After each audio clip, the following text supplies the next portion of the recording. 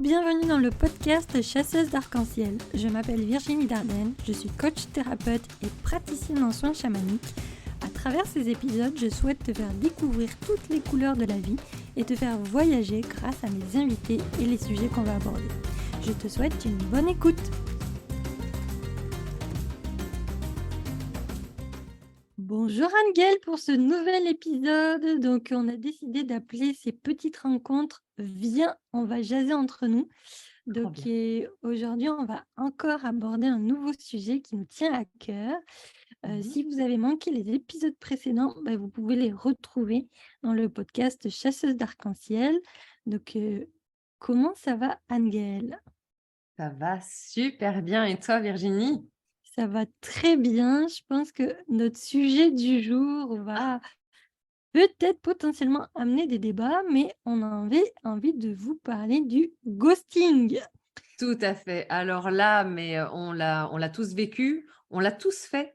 Je pense que je l'ai fait aussi et c'est un sujet qui est important selon moi. On s'est dit avec Virginie que ça pouvait être important de le poser pour avoir les 2 faces de la pièce. Exact. Mais déjà, avant de commencer, parce que peut-être que certains des personnes qui écoutent ne savent pas ce que c'est le ghosting. Alors, c'est Mmh. quoi le ghosting Donc Virginie? déjà, c'est de l'anglicisme, hein, c'est un mot anglais, puisque ghost en anglais, ça signifie fantôme. Et c'est rompre soudainement tout contact avec quelqu'un sans fournir d'explication. Et spécifiquement dans les relations amoureuses. Mais ça peut aussi arriver, j'ai eu le cas avec certaines, de mes clients et mes clientes, ça peut arriver dans les amitiés et ça peut aussi arriver dans le milieu professionnel, Tout qui est à quand fait. même beaucoup plus rare, plus que c'est très spécifique aux relations amoureuses. Après, je pense quand même allez, toutes ces personnes qui cherchent un job et qui comment est-ce qu'on dit Oui, ça? Et qui ne reçoivent pas de réponse à leur oui, CV. oui, oui, oui, mais ça, c'est typiquement du ghosting parce Voilà, que, le potentiel employeur ne donne même pas de réponse positive ou négative, il c'est préfère pile, ne pas répondre. c'est ça. Et pourquoi en fait on ghost? C'est souvent en tout cas de ma vision à moi, c'est souvent qu'on est dans une situation inconfortable, qu'on ne sait pas comment exprimer ses émotions, qu'on ne sait pas comment se dépatouiller de la situation et que plutôt que d'affronter la personne qui est en face de nous Ouais, et peut-être avoir des foudres parce qu'on a fait quelque chose de mal ou pas, eh bien, mmh, on va préférer tomber dans le silence. tout à fait et il y a encore un petit truc, c'est que le fait de ne pas communiquer, ça permet de ne pas perdre l'autre, puisque l'autre reste dans un néant jusqu'à ce que l'autre décide de partir ou de ne pas partir, mais c'est à l'autre donc de faire ce choix face au ghosting qu'il subit. Heu et donc c'est ça, ça permet aussi un peu de garder le lien malgré tout Oui, avec la personne vu qu'on ne coupe pas. On ne prend pas la décision de couper, on ne fait pas de choix et surtout on ne partage pas ce choix et donc ça nous permet de garder ce petit lien au loin comme si de rien n'était. «Ah bon? Ah non? Ah non, je ne savais pas que ah tu es toujours là? Ah mais oui, tu es toujours là. Mais pourtant je n'ai rien dit? Ah ben oui, bah reste encore un peu». oui et c'est entretenir en fait un lien C'est qui est, ça. comme tu le dis très bien, qui est invisible. Puis c'est aussi d'éviter de prendre nos responsabilités de «je casse la relation». Exactement. Passer Hem, pour le méchant ou la méchante. oui, c'est ça, passer pour le méchant ou la méchante parce que surtout dans les relations amoureuses, alors je je pense pas que ça arrive sur des situations de 10 ans de mariage. Mais en tout cas, je vais parler de mon expérience parce que moi, j'ai vécu le ghosting et ça a été très traumatisant chez moi. J'étais en relation depuis 1 an et demi et puis, les grandes vacances arrivent, parce qu'on était étudiants à l'époque, on était à l'université, donc Mmh mh. le mois de juillet arrive, lui repart chez ses parents, moi je repars chez les miens et pendant 3 semaines, je n'ai pas eu de nouvelles. Oh! Donc, à l'époque, il y avait pas Messenger, il y avait pas tout ça, Ouais. on était juste avec les téléphones portables Et donc, j'ai envoyé des textos de savoir qu'est-ce qu'elle est. J'ai essayé d'appeler, il ne répondait pas, il n'y avait aucune réponse. Jusqu'au jour, j'ai été à la menace en disant, bon, ben, plus que tu ne me donnes pas de nouvelles, je vais appeler ta mère. Parce que Je vais le dire à ta mère. Ok. Parce qu'à un moment donné, je pensais qu'il était mort, qu'il était arrivé quelque chose, parce que Oh là c'est là. souvent ça, en fait, quand on est Mais ghosté, oui. il y a notre cerveau qui prend le dessus, puis qui nous dit, mais est-ce qu'il lui est arrivé quelque chose? Qu'est-ce qui se passe? Est-ce que c'est Oui. moi? Mais c'est normal parce qu'il faut trouver une explication qu'on n'a pas. Donc le mental, il est là pour rassurer l'ego, qui est là pour la survie de notre corps.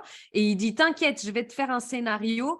On va voir ensemble si c'est possible. Et là, on se fait mais des milliers d'histoires. Des Incroyable. histoires qu'on pourrait faire des films d'espionnage. Carrément, carrément, carrément. Les meilleurs d'ailleurs, les meilleurs. Mais en tout cas, bon, donc moi, j'ai eu un dénouement parce que quand j'ai justement envoyé ce message en disant, bon, ben, je vais appeler ta mère pour savoir si tu es vivant, ben, la réponse a été presque instantanée. Puis je me souviens de la scène, j'étais dans la cuisine chez mes parents et ça a été, mais t'as pas compris que c'était terminé, nous deux. Et le choc Mais a une été tellement violence. grand que je suis tombée de ma chaise et je me suis cognée la tête sur la table de la cuisine. Oh mon Dieu. Mais allez, genre vraiment, t'as pas compris. Mais T'as pas compris que en fait c'est terminé, c'est fini. Et là j'étais là, bah, ça fait quand même 1 an et demi qu'on vit ensemble, tu disparais de ma vie comme ça, ben non, moi je pense qu'il t'est arrivé quelque chose en fait. c'est ça, ce qui est incroyable, c'est que il a attendu que vous soyez séparés par la vie, puisque vous deviez rentrer chacun dans vos maisons respectives. Et ça justifiait une scission de relation. Enfin, je veux dire, C'est ça. ça n'a pas de sens. Donc, c'est ça le ghosting, c'est que ça peut arriver dans des relations qui sont encore jeunes, parce que 1 an et demi, on va se le dire, c'est encore une relation assez Ouais. jeune. Mais très souvent, aujourd'hui, en 2023, c'est plus des relations de 3, 4, 5, 6 mois où du jour au lendemain, pouf, la personne disparaît. Voir Et les relations instantanées avec les applications de ah rencontres où on est occupé à parler et puis oui, bim, ah ben non, ah ben c'est voilà, ça. il Du n'y a plus jour au personne qui lendemain, parle. il n'y a plus de contact, il n'y a plus de Exact, nouvelles parce c'est ça. qu'on a peut-être rencontré potentiellement une personne plus intéressante ou pas, Ou qu'on a la et, flemme. ou qu'on a la flemme, qu'on a vraiment la flemme parce que finalement, on s'aperçoit que notre situation actuelle est bien plus confortable que de se lancer dans une relation à deux. Enfin, il y a tout un tas Tout à fait. d'excuses, entre guillemets, mais c'est juste que le ghoster, il va avoir quelque part cette peur de verbaliser parce que ça signifie qu'il peut blesser, il peut faire du mal, il peut être incompris, voire il peut déclencher un tsunami. Oui.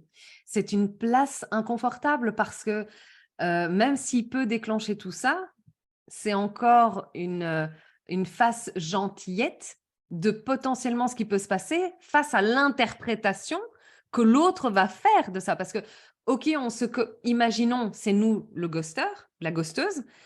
Je sais pourquoi je ghost. Voilà, j'ai peur de blesser, ou je ne trouve pas les mots, ou je ne sais pas comment. Mais il y a aussi le fait que je ne sais pas comment ça va réellement être reçu.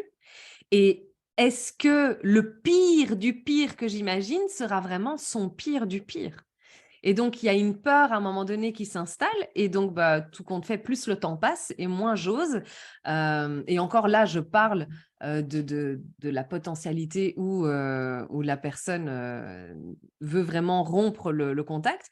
Mais il y a aussi la potentialité où la personne a envie d'exprimer des sentiments agréables et elle n'ose pas, elle finit par ghoster parce qu'elle n'ose pas. Et comme elle ne sait pas, le temps passe, et plus le temps passe, et plus on est dans un engrenage. Et là, on ne sait plus comment revenir. Donc, c'est Exact. le ghosting, c'est quelque chose avec Virginie, on en avait parlé, on avait vraiment envie de mettre ce sujet sur la table parce que oui, la personne qui est ghostée, c'est dur, mais autant la personne qui ghost a C'est aussi des difficultés. c'est tout aussi dur. Puis c'est vrai que là, pour l'instant, on parle de la personne qui ghost, mais celle qui est ghostée, Ben là, il y a tout un tas de scénarios qui se met en place. Puis souvent, il y a de la dévalorisation. Ben, je suis Exact. pas assez jolie, je suis pas assez bien. Qu'est-ce Qu'est-ce que que j'ai j'ai fait de fait? mal? Comment je peux me rattraper? Donc, cette personne-là, c'est dévastateur à l'intérieur parce que elle le prend personnellement, ce qui est logique. Tout à fait. Oui. Alors que souvent, ça part de la personne en face, le ghoster, qui lui est totalement paralysé parce qu'il y a tout un tas de choses désagréables qu'il vit aussi. Exactement. Il y a quelque chose, je me suis dit dans ma tête, lorsque, j'ai été ghostée, c'est à un moment donné de me dire: «Ça n'a rien à voir avec moi, ça a à voir avec sa capacité de s'exprimer face à moi C'est ça. ou de s'exprimer tout court». Donc ce qui veut dire que l'issue soit positive ou négative, au final, ça importe peu. Parce que même une issue négative, je n'ai pas de réponse puisque je suis ghostée et une issue positive, je n'ai pas de réponse puisque je suis ghostée, potentiellement, vu que je ne sais pas, la réponse, vu que justement je suis ghostée. Donc ce qui veut dire que ce n'est pas parce que c'est positif ou négatif, mais c'est simplement parce que la personne n'est pas en capacité Oui, de s'exprimer. Ce qui veut dire que ça vient, toucher, les traumas, les blessures, l'émotionnel, voilà, ça on est parti sur, toutes les blessures de la personne et c'est ça qui est magique, enfin si je peux dire magique, hein, parce que là on est dans tout ce qui est coaching et thérapeute et cetera. Ce qui est magique, c'est que ça vient aussi révéler chez la personne qui est ghostée tous ces traumas, ces cicatrices qui n'ont pas été résolues, tout ce qui n'a pas encore été accueilli comme blessure, comme émotion, les tensions qui sont encore à l'intérieur, qui n'ont pas été libérées. Et j'ai envie de dire que pour essayer d'assouvir la violence d'être ghosté, parfois c'est intéressant de passer à l'action et de revenir vers soi et de dire: «OK, qu'est-ce que ça vient toucher? Quelle est oui, l'émotion qui s'en dégage? Quel est le message que j'ai envers moi-même? Et qu'est-ce que je peux mettre en place pour me sentir plus sereine et d'être en amour pour moi. Parce qu'encore une fois, et ça, si les personnes qui nous écoutent n'avaient pas cet angle de vue, dites-vous bien que ça n'a rien à voir avec vous. Ça a à non, voir avec sa capacité de s'exprimer. exactement. Puis on le voit actuellement, on va pas se le cacher, les 2, 3 dernières années n'ont pas été évidentes parce que Non. apparemment il s'est passé quelque chose de mondial. On va pas y revenir À dessus, ce qui ouais. paraît, oui. Et on rentre dans une phase où c'est qu'on s'aperçoit qu'on a de la difficulté à communiquer en général. Oui, oui, oui. Communiquer nos émotions, communiquer nos limites, communiquer Nos nos besoins. ressentis, communiquer nos besoins, parce qu'on est issu de générations qui ont été dans des familles où c'est que la communication n'existait pas, puis il fallait faire comme ça. Sauf qu'aujourd'hui, on en voit les conséquences où c'est que la plupart des gens ne sont pas bien parce que quand il y a une émotion qui monte, hi, je ne sais pas qu'est-ce qui se passe dans mon corps, je ne sais pas quoi faire avec ça. Exactement. Je sais que je suis pas bien, mais je ne sais pas mettre de mots dessus. Exactement. Après, il y a aussi les familles où, on parle énormément, où on communique, mais pas sur les émotions. Ça veut Exact. dire qu'on peut parler de tous les sujets parce que l'ouverture d'esprit est sur énormément de domaines, et des sujets de société ou non ou de qu'importe, mais les émotions, il est rare et il y en a et c'est très bien, mais il est rare d'avoir des familles où on peut parler de l'état émotionnel, où on peut être en présence de quelqu'un qui a besoin de pleurer et qui pleure toutes les larmes de son corps et que les autres qui sont autour de la table sachent rester en présence, en soutien à cette personne. C'est encore aujourd'hui une mécanique très compliquée à voir, ce qui fait Oui, que même si nous savons communiquer sur certains sujets, nous sommes encore pour la plupart incapables de poser des mots qui nous sont justes par rapport à nos émotions. Et oui.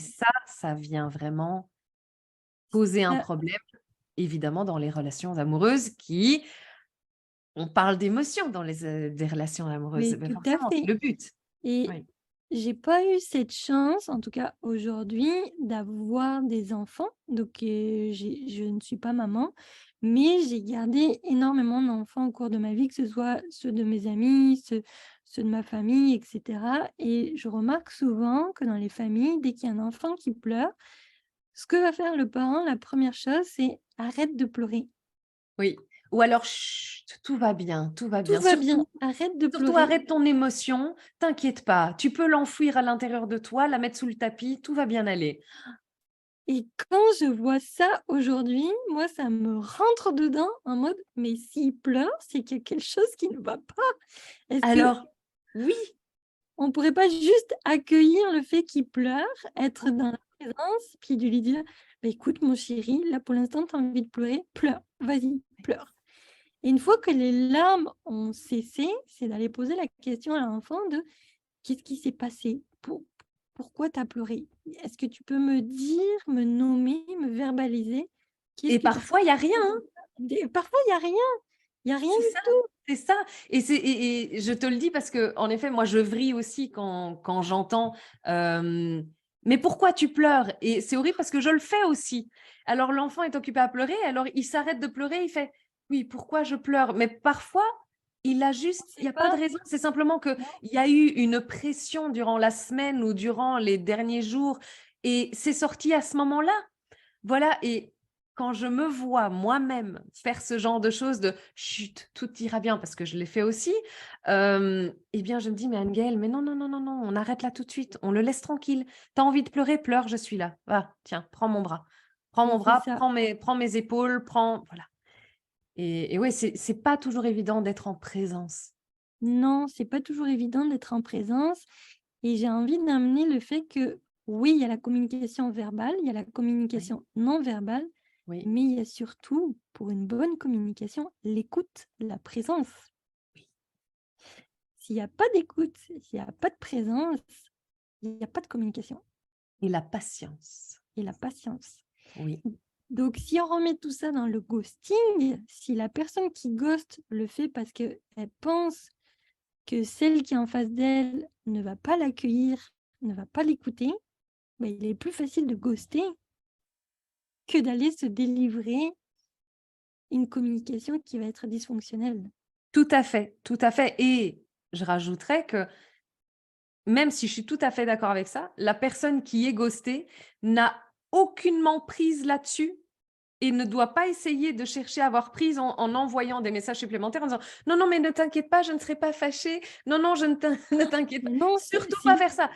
Ça, surtout pas parce que justement ça amplifie le fait de ne pas vouloir répondre.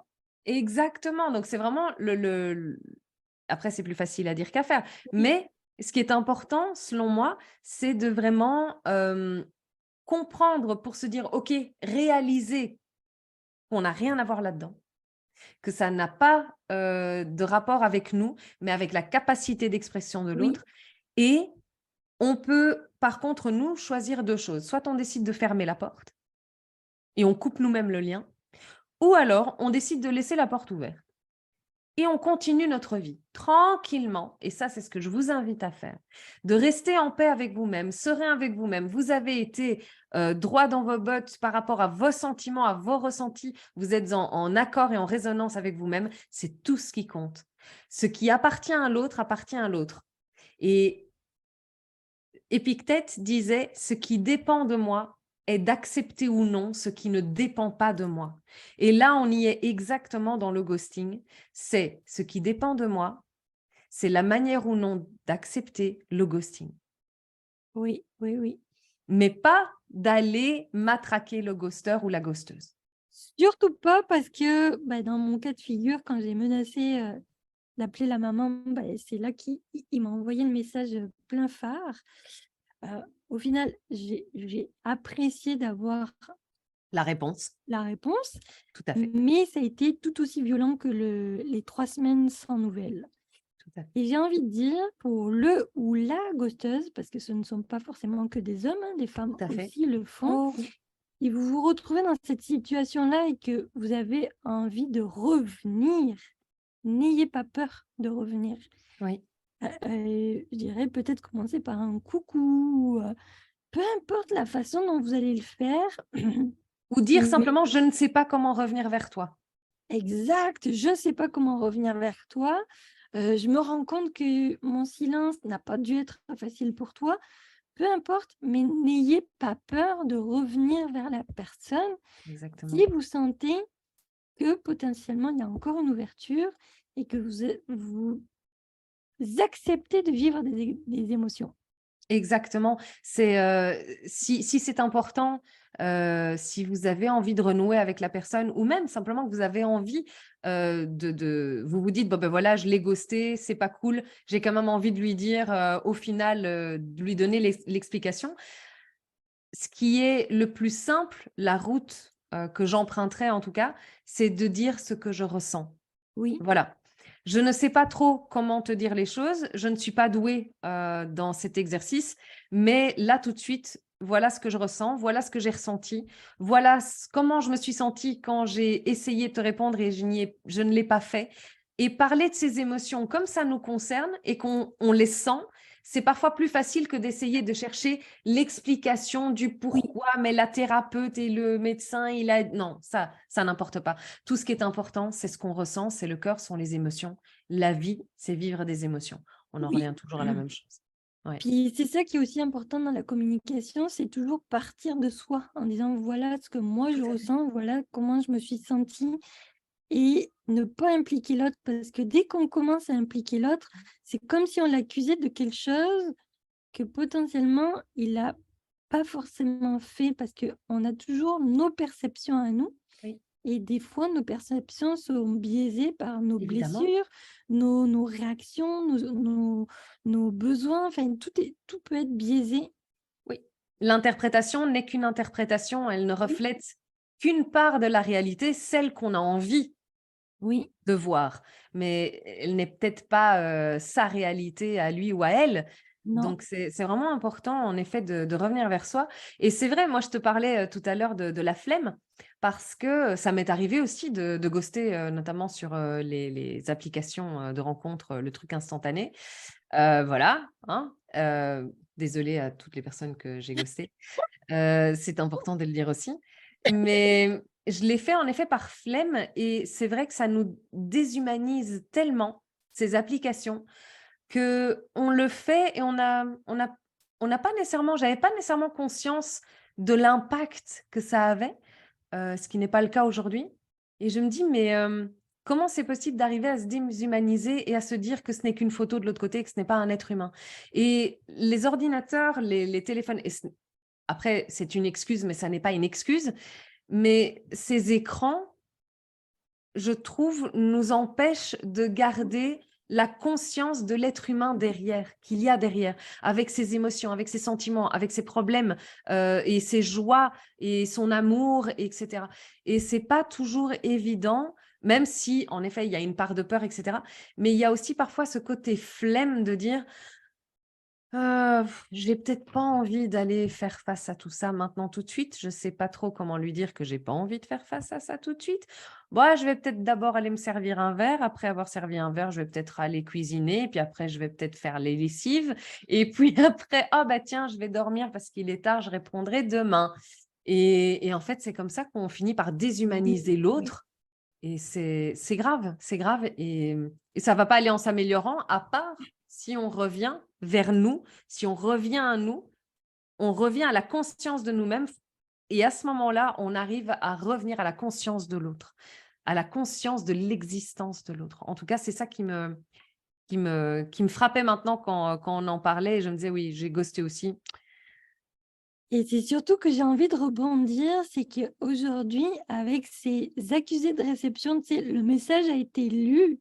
Oui, C'est d'autant plus frustrant oui, parce qu'on se dit: «Tabarouette, il a lu lui ou elle a lu elle, mon message, j'ai pas de réponse». oui, Donc des fois, on se dit au bout d'une heure: «Bon, ben, il est occupé, c'est pas grave, nanani nanana». Puis au bout de 2 heures, là, ça commence à monter. Au bout d'une demi-journée, ça monte encore plus. Au bout d'une journée, on se dit: «Il ou elle se fout de ma gueule». et au Alors bout de que 3 jours, c'est: «Je vais le tuer». au bout de 3 jours, c'est: «Je vais le tuer». Mais il y a aussi, on n'est pas dans la vie de la personne, puis, on peut pas savoir ce qu'il est en train de vivre aussi. Je vais donner un exemple concret. J'ai aussi été ghostée par une de mes meilleures amies. Là, ça a été Mmh. pendant un an sans nouvelles. Puis moi, j'ai envoyé des messages, elle répondait jamais et en fait, c'était qu'elle était dans une relation très toxique Ah ouais. et elle vivait du harcèlement moral et la personne avec qui il était ne m'aimait pas. Donc Ah, il ouais, avait comme mis un dilemme en lui disant: «Beh, c'est elle ou moi». c'est moi, ouais. Et donc, elle avait fait le choix de, couper avec moi, mais de continuer à rester avec lui.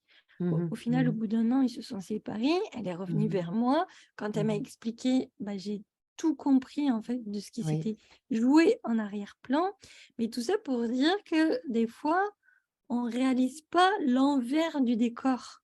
Tout à fait, bien sûr et en sachant que la personne nous qui ne réalisons pas l'envers du décor, sommes conditionnés par cette vie de tous les jours où on n'a qu'à cliquer sur un truc et on a directement, on veut acheter quelque chose, on clique, hop, on le reçoit le lendemain, parfois on le reçoit le jour même, et c'est vraiment cette réponse immédiate à tout Oui, qui nous a oui, conditionnés à déshumaniser l'autre et à se dire: «Non, oui, non, mais si moi je t'envoie un message maintenant, qu'importe que tu sois occupé, tu dois me répondre. J'attends une réponse. C'est normal que tu répondes vu que je suis habituée, je suis conditionnée. La vie, c'est comme ça» et il y a un moment donné, c'est vrai que j'ai dit: «Mais j'ai pas mon téléphone greffé à la main» parce qu'il y avait des personnes parfois qui me disaient: «Mais Anne-Gaëlle, je t'ai envoyé un message il y a 1 heure». «Oui et?» Je vis pas avec mon téléphone greffé à la main et ça, non. c'est quelque chose que parfois on oublie, c'est que les téléphones sont des téléphones, les messageries sont des messageries et il y a la vie là dehors. Oui, oui. Moi, j'ai envie de donner un petit exercice à toutes les personnes qui nous écoutent. En tout Ah. cas, moi, je l'ai fait pour moi. J'ai arrêté de me mettre le statut en ligne, Ah soit oui, sur oui, oui. Messenger ou WhatsApp, en mode le message arrivera quand il arrivera et je répondrai quand je pourrai répondre. Oui. Ça m'arrive des fois de ne pas répondre instantanément parce que j'ai ma journée de travail, j'ai mes activités et tout. Mmh mh. Mais je m'engage toujours à apporter une réponse. Puis si Mmh. j'oublie, je vais pas me taper sur les doigts là, je vais pas me taper dessus. Ouais. Et puis pour les personnes qui ont gardé un silence un peu plus long, puis qui ont envie de reprendre contact, comme l'a bien dit Anne-Gaëlle, essayer de faire un premier message en disant: «Je suis là, je sais pas trop comment revenir vers toi, mais j'ai envie de faire le premier pas». Ça, c'est la meilleure phrase. C'est la meilleure phrase, celle que tu viens de donner. C'est une phrase toute faite. J'invite vraiment les personnes, qui sont, potentiellement, heu, qui ont des difficultés, en fait, avec leurs émotions, à les reconnaître, à mettre le doigt dessus, à les exprimer, à vraiment utiliser ce genre de phrase parce que c'est quelque chose qui est peut-être tout fait, mais qui est juste. On ne sait pas comment revenir. Alors on le dit: «Je ne sais pas comment revenir». Mais il y a aussi ce côté, perfectionniste. Il faut que je donne une raison, une explication qui tienne la route et donc on passe plus de temps à essayer d'en créer une et d'en inventer une que de dire réellement ce qui se passe. En fait, je sais pas. Je sais pas comment revenir vers toi. Oui. Je j'ai envie en effet de faire le premier pas. J'ai peur de te blesser, j'ai peur d'être blessée. J'ai envie de te dire certaines choses, mais je sais pas si tu vas les accueillir et j'ai peur, en fait et rien que dire ça, l'autre, bah, il se dit: «OK, il y a quelque chose de sérieux là. Bon, bah, on va écouter, on va écouter» et ça, c'est prendre le risque de. C'est prendre le risque du bonheur, c'est prendre le risque, du malheur, c'est prendre le risque de la vie et de l'expérimentation de la vie sur laquelle on n'a pas la main et sur laquelle on a simplement à vivre. À vivre. Et le petit exercice que j'ai envie de donner aux personnes qui ont été ghostées, c'est d'accueillir soit le Les émotions. silence Oui, et les émotions qui se cachent derrière, oui. mais d'accueillir aussi peut-être le fait qu'il y ait ce premier pas au bout de quelques semaines, quelques mois de Oh la oui. personne et sans forcément la juger. Bien évidemment, il y aura de la rancœur et de la colère qui va monter, Mmh mh. mais accueillez le geste que peut faire cette personne parce que ça Oui, lui demande beaucoup de courage de oui, revenir vers vous et c'est quand même un geste, qui est beau parce que ça signifie que on veut recréer ce lien et recréer de la communication. tout à fait. Après, encore une fois, ce n'est pas, on ne dit pas qu'il faut tout accepter, Non, mais être à l'écoute, c'est ça. c'est être en ouverture et simplement accueillir ce qui est. Après, avec ces informations, à chaque personne de décider et de faire le choix de ce qu'elle en fait, tout simplement. Mais je trouve qu'accueillir une personne qui revient et entendre ce qu'elle a à dire, ça reste un geste fort parce que ça nous permet aussi de venir refermer nos blessures, les laisser cicatriser pour dire, eh bien voilà ce qui en était pour finir et pas tous les films que je me suis fait.